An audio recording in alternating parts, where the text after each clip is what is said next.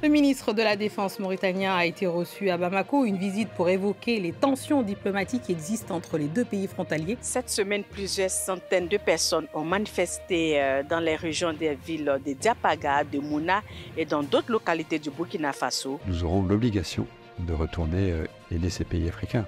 Ce n'est pas la Chine, la Russie et Wagner qui vont apporter des solutions durables aux très grandes difficultés que connaissent ces pays africains et leur population.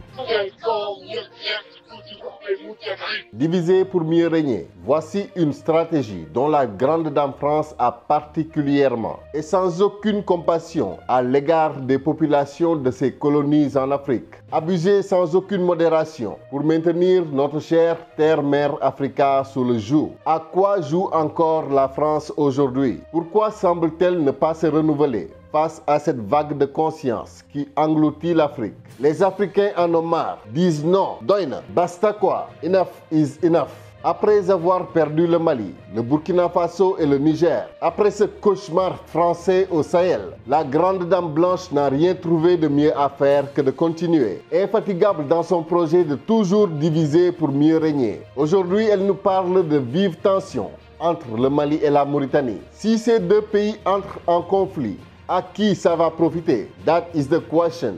Sûrement pas le Sénégal qui sera en plein milieu d'un champ de tir croisé, alors qu'il essaie tant bien que mal de sortir sa tête de l'eau nauséabonde française dans laquelle il se noie depuis si longtemps. L'enjeu est grand et la France ne peut pas se permettre de laisser le Sénégal libre, quitte à faire une campagne de manipulation visant à déstabiliser toute la zone ouest africaine qui regroupe le Sénégal, la Mauritanie et le Mali. Vous êtes sur France 24 et vous avez raison. Bienvenue dans votre journal de l'Afrique.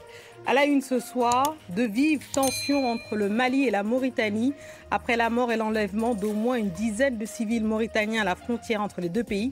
Nouakchott accuse l'armée malienne et les combattants du groupe russe Wagner.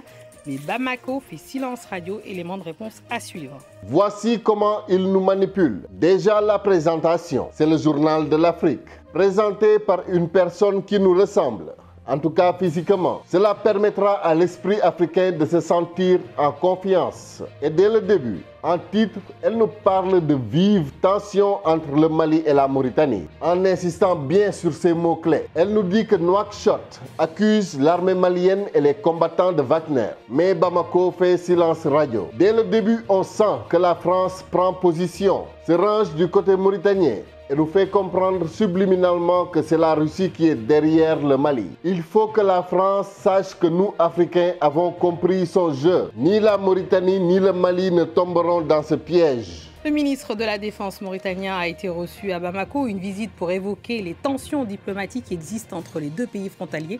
En effet, au moins une dizaine de civils mauritaniens auraient été tués ou enlevés. Une situation qui a provoqué la colère de Nouakchott, qui parle d'exactions répétées subies par ses ressortissants. Les explications de notre correspondant régional, Serge Daniel.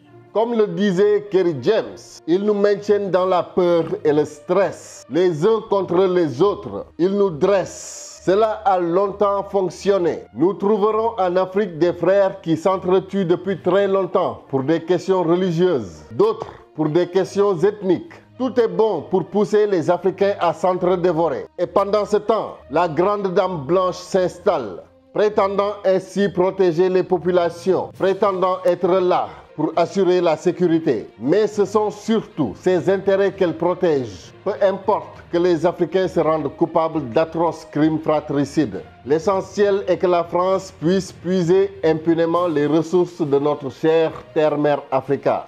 Le correspondant régional de France 24 se trouve au Sénégal, ce qui implique ce pays dans notre subconscient, dans ce qui se passe dans la zone. Cette instabilité que la France s'efforcera d'instaurer. Et quand elle réussira, quand le Mali et la Mauritanie se crêperont le chignon, le Sénégal ne pourra pas échapper aux balles perdues. Au final, la fameuse malédiction du pétrole devrait s'abattre sur le Sénégal et la Mauritanie, à la grande satisfaction de la grande dame blanche qui viendra nous protéger et ainsi assurer la sécurité des populations. Convocation de l'ambassadeur du Mali en Mauritanie par le ministère des Affaires étrangères, envoi d'une mission spéciale de Nouakchott à Bamako pour porter un message officiel. La Mauritanie proteste contre ce qu'elle appelle les exactions subies par ses ressortissants civils à la frontière entre les deux pays. Dans au moins 3 villages à ces frontières, selon nos sources, une dizaine de civils mauritaniens tués, blessés ou même enlevés. La Mauritanie pointe du doigt des groupes armés non identifiés, mais également les forces de défense et de sécurité du Mali. Nouakchott n'a pas aussi apprécié, il y a environ 2 semaines, l'intrusion sur son territoire de groupes Wagner, d'éléments du groupe Wagner venus du Mali, qui étaient à la poursuite d'éléments armés. Nous n'allons plus rester les bras croisés, explique-t-on à Nouakchott, pour dire que la sécurité sera renforcée le long des 2 frontières. C'est une assez belle technique, assez intelligente d'utiliser des Africains, en tout cas visiblement, pour nous dire ce qui se passe en Afrique. Le correspondant se trouve à Dakar et pourtant nous informe sur ce qui se passe supposément à des centaines de kilomètres de son petit nid douillet.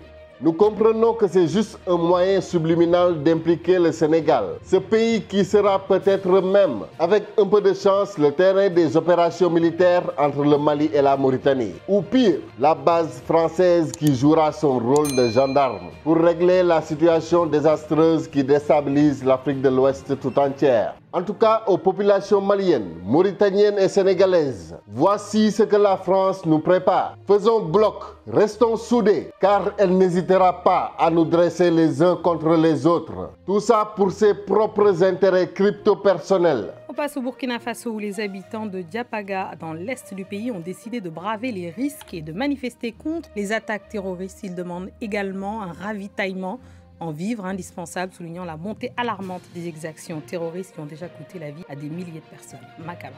On passe au Burkina Faso, le cher pays des hommes intègres, l'exemple de tout un continent, le pays de notre héros Thomas Sankara. Paraît-il, les populations se soulèvent contre le gouvernement. Bien sûr, toujours dans cette même logique française du diviser pour mieux régner. Faire croire à tous que les populations burkinabées se soulèvent contre leur gouvernement. Mais si jamais ça arrive, à qui ça va profiter? That is the question. Cette semaine, plusieurs centaines de personnes ont manifesté dans les régions des villes de Diapaga, de Mouna et dans d'autres localités du Burkina Faso, dénonçant une insécurité grandissante et appelant les autorités à prendre des mesures face aux attaques djihadistes récurrentes. Les organisateurs de ces manifestations pointent du doigt le manque d'action du gouvernement face à la multiplication des attaques djihadistes. Ces manifestations interviennent alors que l'armée burkinabé a acquis de nouveaux matériels dans une volonté de moderniser ses équipements, selon une source militaire burkinabé avec qui nous avons échangé. Pour cet aspect en sécurité, il est urgent de faire face à cette réalité pour éviter de tomber dans un cycle de crise perpétuelle. La première question que je me pose est: de quelle époque datent les images d'illustration utilisées par France 24 pour montrer les manifestants?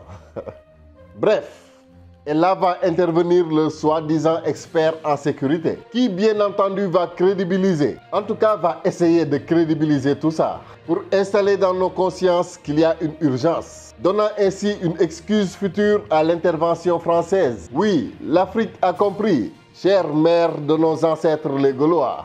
Si le Burkina et les pays voisins ne cherchent pas une solution concrète, pragmatique, mais mettent l'idéologie en avant, oui, il y a ce risque de perpétuation de la crise, enfin pas la crise, de la violence. Ne pas rester enclavé physiquement et ajouter un enclavement politique, moral et commercial, je pense que pour un peuple de grands travailleurs, ce serait la double peine. Je peux comprendre que la vieille Afrique croit en tout ce que lui dit la France, mais la jeunesse africaine d'aujourd'hui a compris les enjeux. Nous ne sommes pas des complexés civilisés par l'école française, mais des patriotes, des panafricains qui connaissent la valeur de l'Afrique. Nous comprenons pourquoi la France sera prête à tout pour s'emparer de notre chère terre-mère Africa. Et nous disons non, basta, dafa doy quoi, enough is enough. Depuis 2015, les attaques terroristes ont coûté la vie à plus de 20 000 personnes et ont contraint des milliers d'autres à fuir, créant ainsi une situation de déplacement